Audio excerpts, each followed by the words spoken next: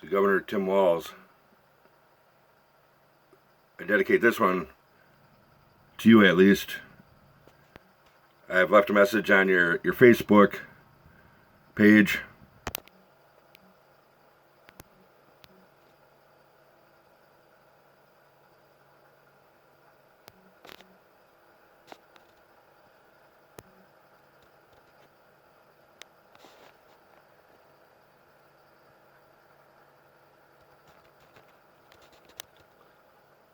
That's a message I left on there, and told you I will post a link to this video on there.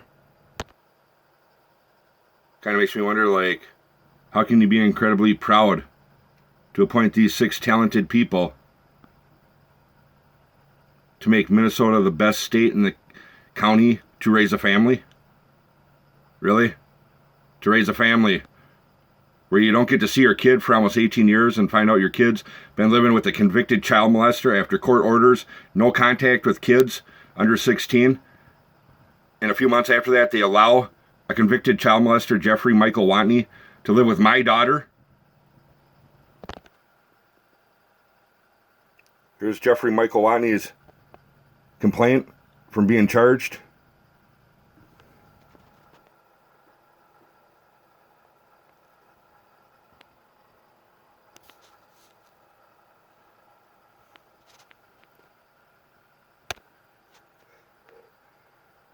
You can see other videos on this, or even go on my Facebook page if you want to see it more clearly, be able to read the whole thing. This convicted child molester, 3 charges against him. Stating in here, fucking around with this kid with a dildo, licking his own daughter's private parts. And Dakota County Probation is going to allow someone else's kid to live in the same house as this guy.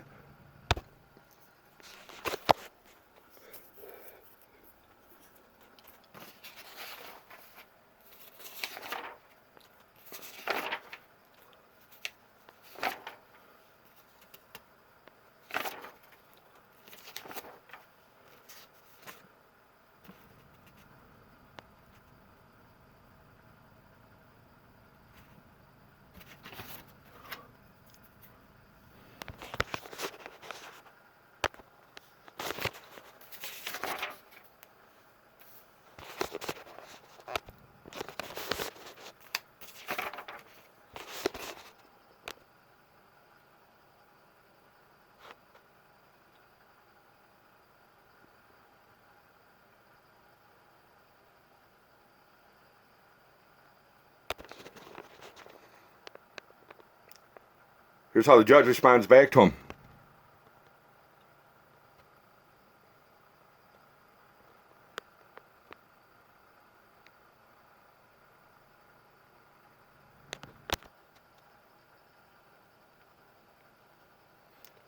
Here's what the judge says to his attorney.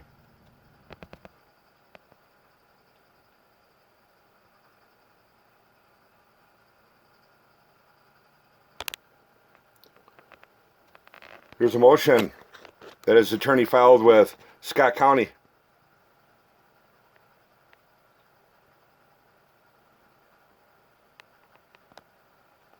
Filed it 2 days before the court date. I think legally you got to do it at least 5 days before.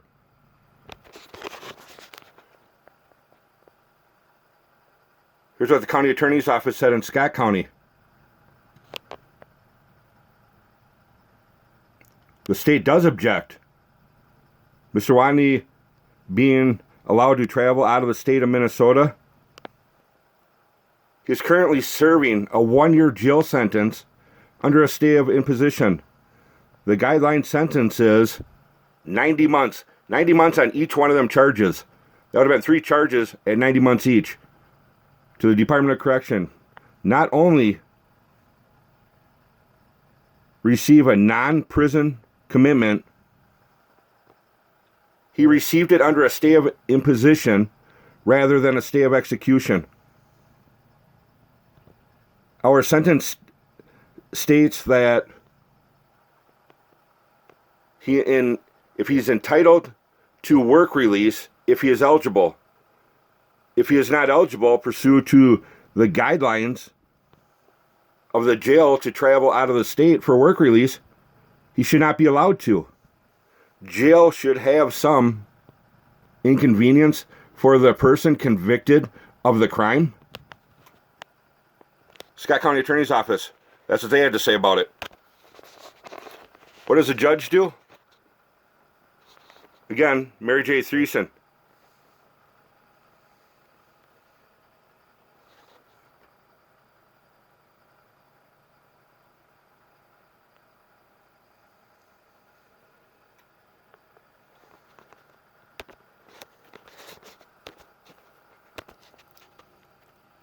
So here's the affidavit of service.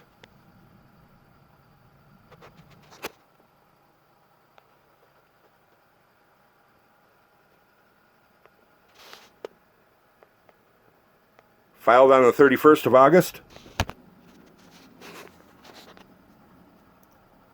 2 days later was the court date on it. Here's what the judge's orders.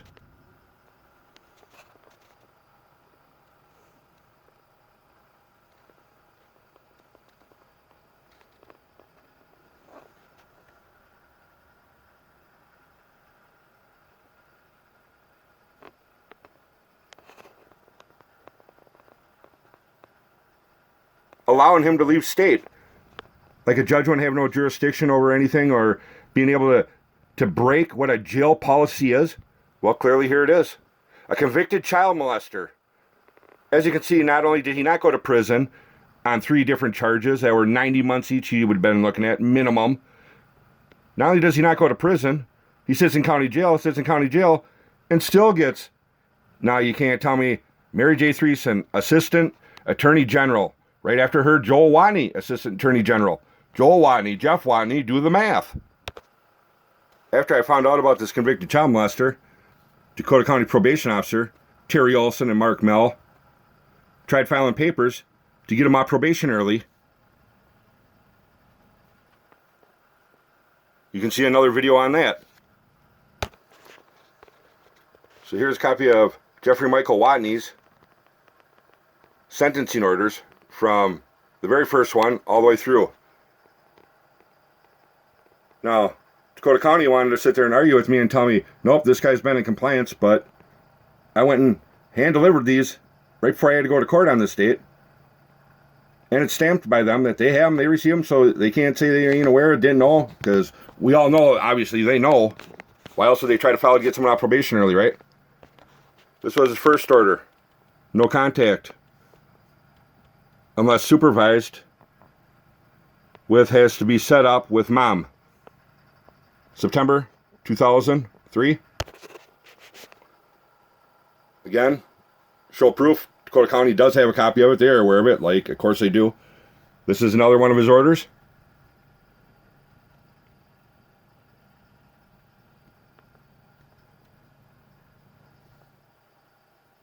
No unsupervised contact with children under age 16, except as set up with human services through therapists to have time with own children only. No unsupervised contact.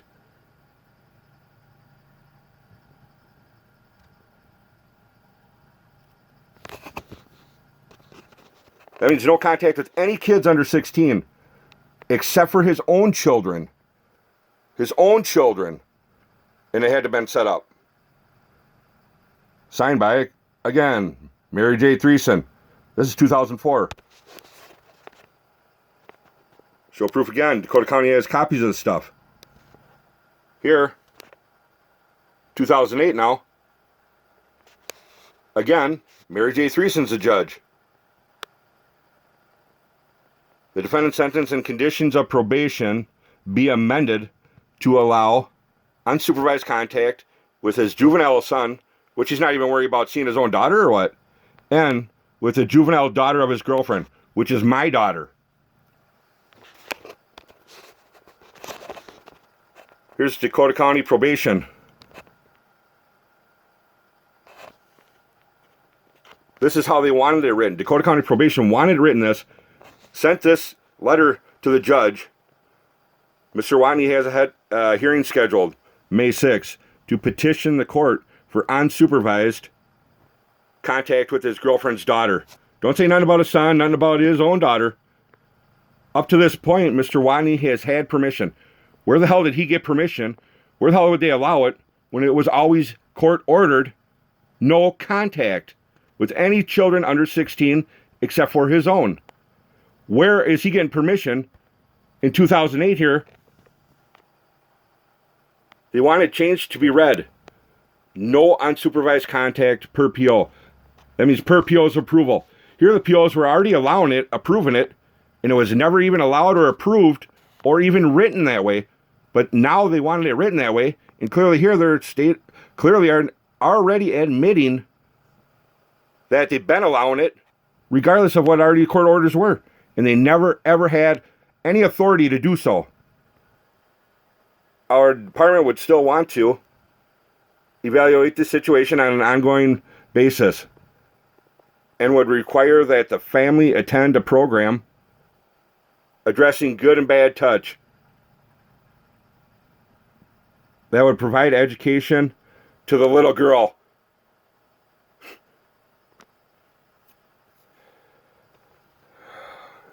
The Help Project Pathfinder would recommend one or similar to it.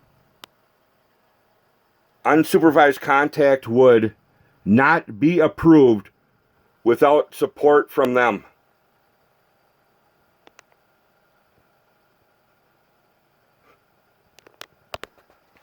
So, again, goes court on it. Who's the judge again? Mary J. Threeson. All terms and conditions previously ordered shall remain in effect. Now, what he just tried modifying and tried filing papers and see a judge, here's what the judge straight up ordered now, May 6, 2008. Motion to lift no contact is not granted. No contact means no contact. And again, show proof. Dakota County has a copy of this. Not like they didn't anyways, right? So all the way through all these papers, all the way up to 2008, right there, no contact means no contact when he tried even filing a motion. Now you realize, a couple months after this, they both move into the same house and live together. This is 2008 of May. Now you see that, May of 2008, what the judge ordered. Now, 10 years later, this is being done by Paula Pletch, Dakota County Child Protection. Still works there. You can hear my recorded conversation with her after I find out about my kid being around a child molester. Here's what she does. This is a safety plan. Christina is aware of Jeff's predatory offender status. If any problems, questions, concerns, blah, blah. Well, anyways, the important part is, because Jeff has completed his child molest sex offender treatment successfully and has been living in the home with Kayla for 10 years.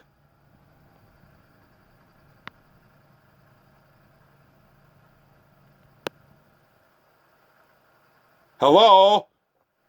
Do the math.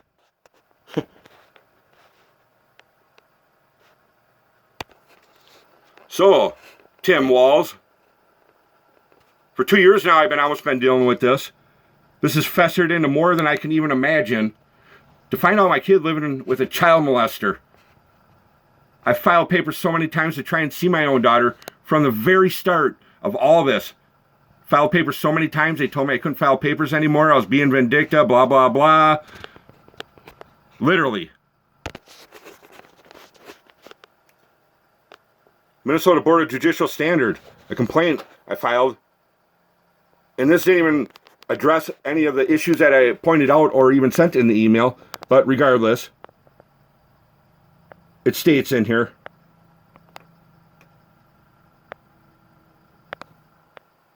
you complain that they were required to request permission to file documents with the court along with other things. Yeah, other things. Let's just talk about the things that they only want to talk about. But it shows clearly, literally, I filed papers so many times, they put a block on it, only was allowing one judge to hear my case, and I had to send them a letter letting them know what changed significant that I felt I had grounds to file papers again. Not one time did a judge order, say, or enforce my ex to bring my kid to a safety center so I could see her. Not one time did they say it to her. Not once did they say, he's got legal rights, you need to bring the kid. Nothing in any of the papers ever. When I filed, literally, I had to file so many times that's what they did. They put a block on the case. Regardless, here, important part, the board is not able to reverse legal rulings or intervene in legal proceedings.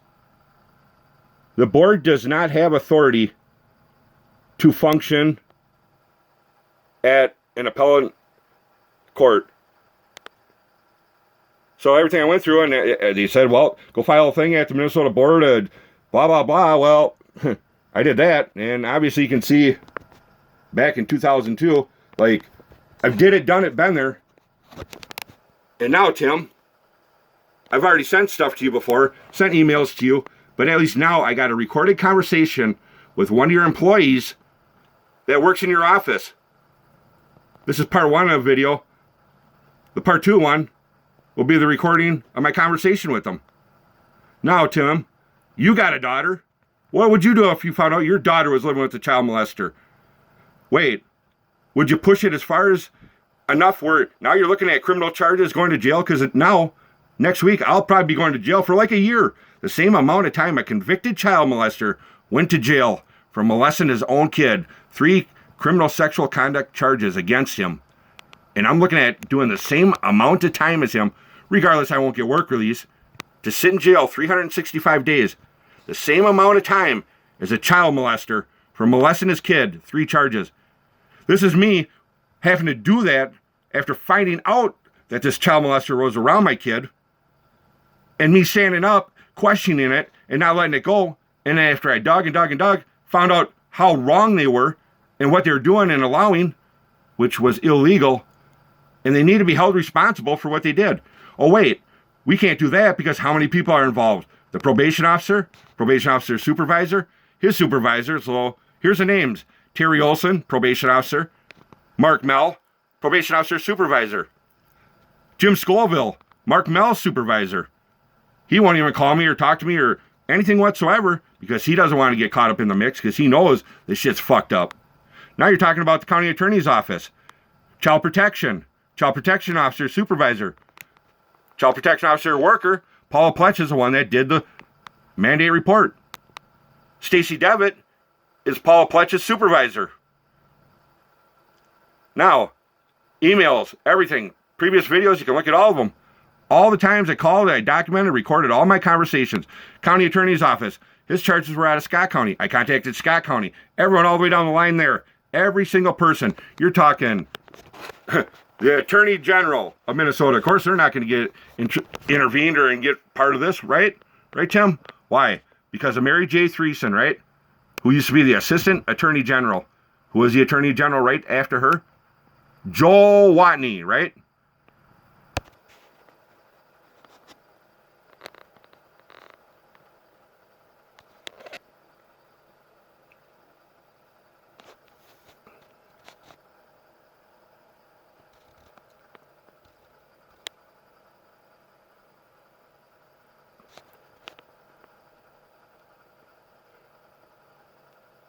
Taking effect on the 5th, January 1999. Joel Watney was the Assistant Attorney General. Who was the Attorney General right before him?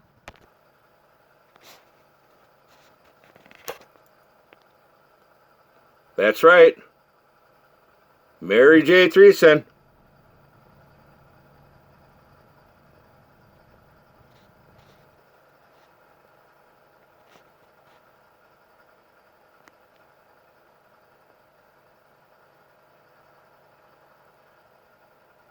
1983 to 1997, Minnesota Assistant Attorney General.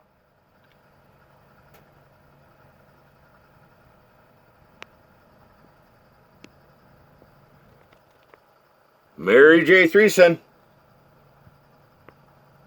That's the judge that swooped right in. 5 different judges he had prior to all his arraignment and so on and so forth. 5 different judges until she swoops in, takes his plea, sentences him, and closes his case all on the same day. But it's not a closed case. He's on probation for 25 years. So, Tim Walz, you see it clearly why no one wants to do nothing, and instead they want to turn it as if I push and push and keep calling. Then they go and file a restraining order on me. Then I get a violation of a restraining order for calling the probation officers. As a parent finding out a child molester that only got a year in jail, me as a parent finding out that that's what's been around my kid's been living with, and they've been allowing it, wrong, illegally, child endangerment. Tim Walz, now you're aware of it. And not only that, I got to record a conversation of talking to a guy out of your office. So when it all comes out, something happens, good or bad, happy or sad, no matter what, it'll get looked into. And just think, all the way down the line, all this documentation. Now, Tim, you got a daughter, what would you do? What would you do? How far would you push it? If I'm alive and I didn't do nothing about it, what kind of fucking parent would that make me? Any parent finding out some shit like this, you probably got to take them to the grave before they stop standing up to it. Now, what are you going to do, Tim? Everyone else, nope, we don't have jurisdiction. Nope, we don't. Bullshit. What are you going to do, Tim? Now you're aware of it. If something bad happens, all the families that'll be affected, and to think, was there any signs? Was there any warning? Was there any heads up? Is there anything we could have done to prevent anything? I don't know. You got like 2 years of documentation that I've been posting and that everyone's been aware of. And now you too. So what happens if something does happen? Families are going to be reaching out and suing the state, costing taxpayers more money, all because of what? To protect a child molester who got a little slap on the hand, and now they got caught and they fucked up and they can't accept responsibility? How much more is taxpayers going to have to pay to cover this up or to deal with more if other families have to sue the state for something that happens, which could have been, who knows? I don't know.